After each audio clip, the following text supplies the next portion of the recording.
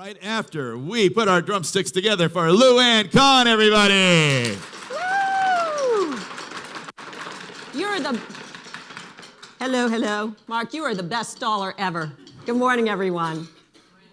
Good morning. For a year, I did something new every single day, 365 days in a row. I zip-lined across a crocodile-infested lake.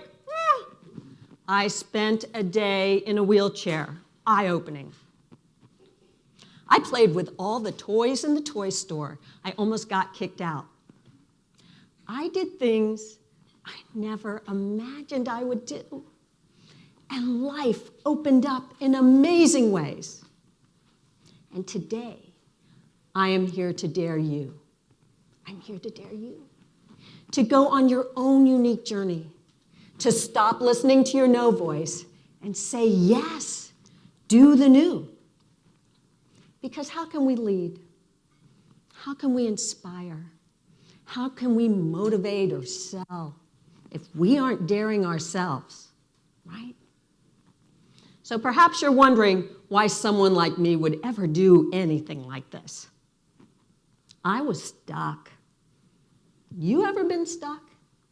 You ever felt like your life was holding you hostage somehow? You left your best self somewhere along the way. You forgot to laugh.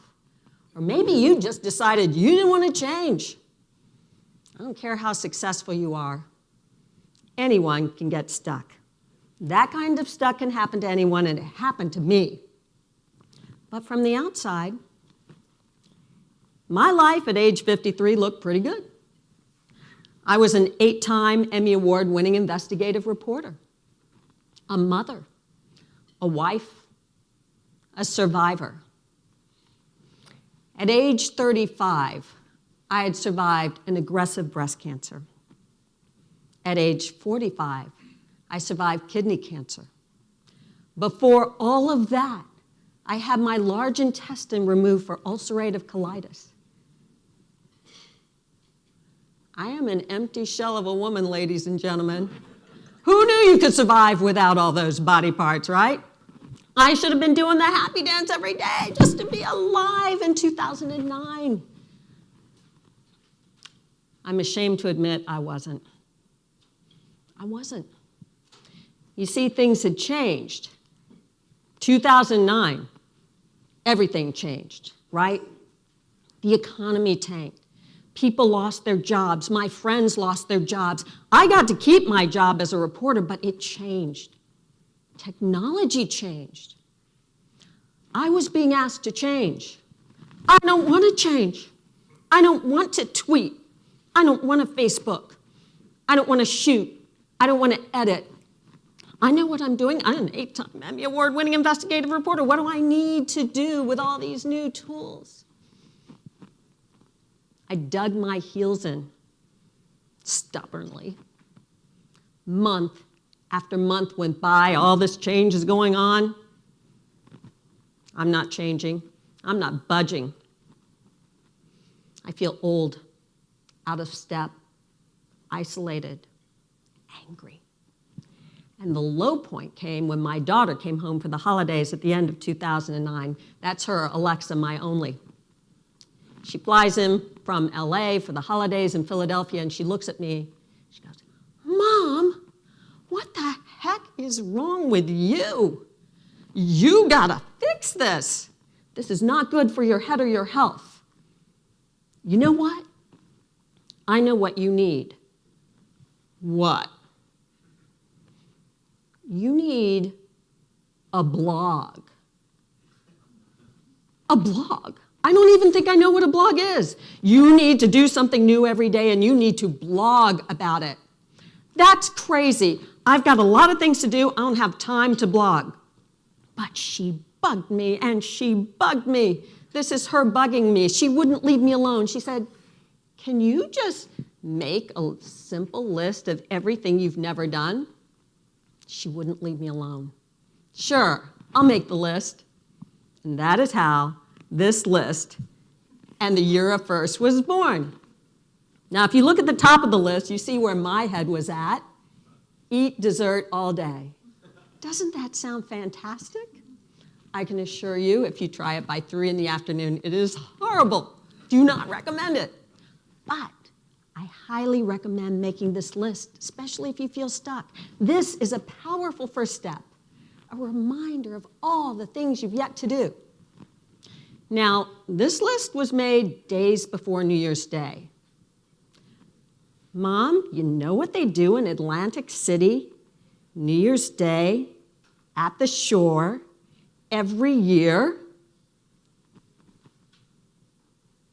The polar bear plunge? Yeah, the polar bear plunge. You've never done that, for good reason. I don't go into the ocean in the middle of summer, much less the middle of winter. I am terrified of the ocean. I'm at the ocean. I am standing at the edge of the ocean in my bathing suit, freezing, looking at that surf I don't want to go into, but everybody else is running around me wanting to go into it. I don't want to do this. Fortunately, this lovely guy in a Speedo, who I do not know, grabs my hand and he pulls me into the ocean. No, he drags me into the ocean. And I fall face first into the surf, and then Speedo guy comes back and he picks me up and he pulls me out. And something happened. Something happened. There was a shift. I felt exhilarated. I felt courageous. I felt alive in a way I hadn't felt in a long time. And I knew I needed to keep going, even though I didn't understand it. But that is the first day I felt the power of do the new. And each day, as I did each new little thing, I felt lighter. I felt happier. Why? I wanted to do some research, and I found out about this neuroscientist who discovered that when you do the new, your brain has to wake up. It has to process that new thing in a different way. It has to create new neural pathways. So it can feel like time is expanding and slowing down. It becomes memorable. Conversely, when you start doing the same things over and over again and you're living in Groundhog Day, you've done it a million times before, your brain doesn't have to think about that. That's why you don't remember what you did yesterday. And the feel-good chemical dopamine is released in the brain when you do the new. And there's a region of the brain that actually lights up. It lights up when you just see something new. So to review, time slows down for a memorable experience. You get a hit of dopamine and your brain lights up. Party in the brain, woohoo, right? But I know what you're thinking. You're thinking, I don't have time for this. Are you kidding? I got a 24/7 life. I have a lot going on. Do the new does not mean do the exotic. You don't have to leave home.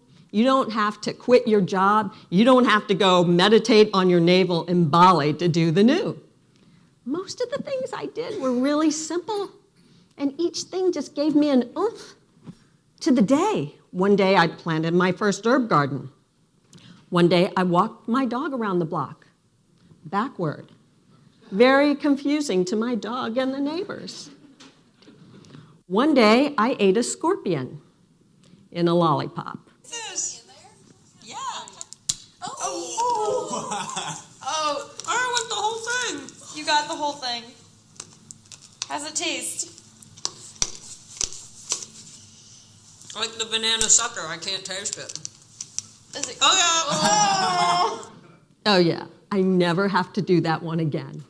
But as I did each new thing, now I'm blogging. I'm doing this new thing called blogging, and people are following me, and they're inviting me to do things. People I don't know are inviting me to do an Irish hoolie, and to hula hoop, and to pose nude.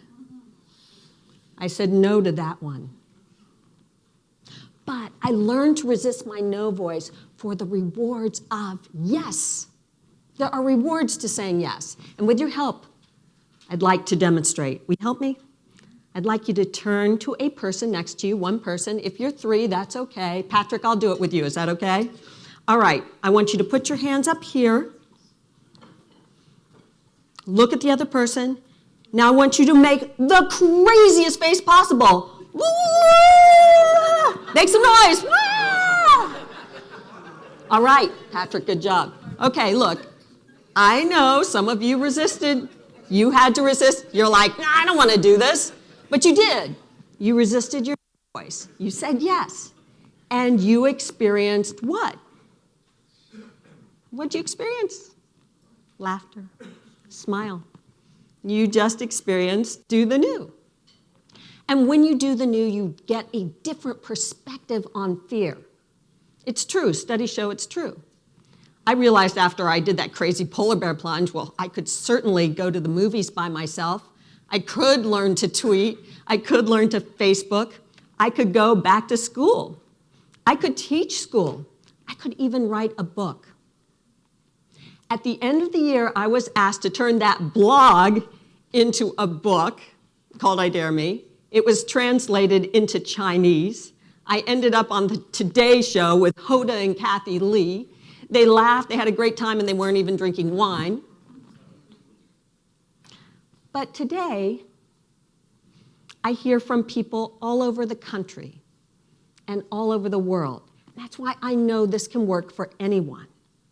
It can work for anyone because all of these people shared their first-time experiences with me. You don't have to do it every day. Maybe it's once a week. Maybe you try 5 new dares this week and see what happens. Sometimes it's just one thing that changes everything. And I think what we all believe, and studies back this up, is when we are open to change, when we are doing new things, we're better. We're better. We're better employees. We're better leaders. We're stronger survivors. I am very, very fortunate that I get to dare the next generation of communicators at Temple University in Philadelphia every day. I love them. Aren't they cute? But I also dare audiences across the country. From accountants to alumni to salespeople to survivors. Because in this world of change and innovation and disruption, who doesn't need a little do the new? You know, people ask me all the time, what is my favorite first-time experience? And I think they're a little surprised when I tell them that it's just talking to a stranger. You see, a friend of mine during my year at First dared me to talk to a stranger who looks so different, anyone who would look as different from me as possible. And I thought, oh, this is going to be so easy. So I go to a park in Philadelphia, in the city, a beautiful park where there's a lot of different kind of people. And I'm walking around, and I'm looking for someone to talk to. But people looked away. A lot of people looked away. They put their book up or their newspaper up. But not this man. He was sitting on a bench. He looked sad and lonely. He had bags at his feet. I walked by him a couple times trying to figure out what his circumstances were. He was nicely dressed, and finally, I just kind of got up the nerve to plop down next to him. Nice day we're having. It sure is. His face lit up. You come here often? I do, since my wife died. He told me this life story about how he and his wife had traveled the world, and they both had their own businesses. And he loved her. He loves her, and he misses her. And I had to ask, you mind telling me what happened to her? Yeah, she died of breast cancer. I'm a breast cancer survivor. And he looked at me in that moment like I was an angel. And we were so connected. And he asked me, why? Why did you stop and talk to me today? And I told him about my journey of First. And then he said he wanted to share a poem that his wife left him. And he recited it. Don't promise me forever. Love me today. You know, I go through this park all the time. I look for him all the time. I've never seen him again. Sometimes I think he was sent to me to remind me. Sometimes I wish I could find him so I could tell him, I wrote about you. You inspired me. You reminded me that we are all connected. And we don't have forever. We have today. We have today. And today we all choose. We can go down the road to stuck and resist change, or we can light up our brain with new experiences. We can do the new. You already started with this, right? That is one down. A lifetime of new experiences to go. I urge you and I dare you. Do the new. Thank you. Lou Ann Kahn.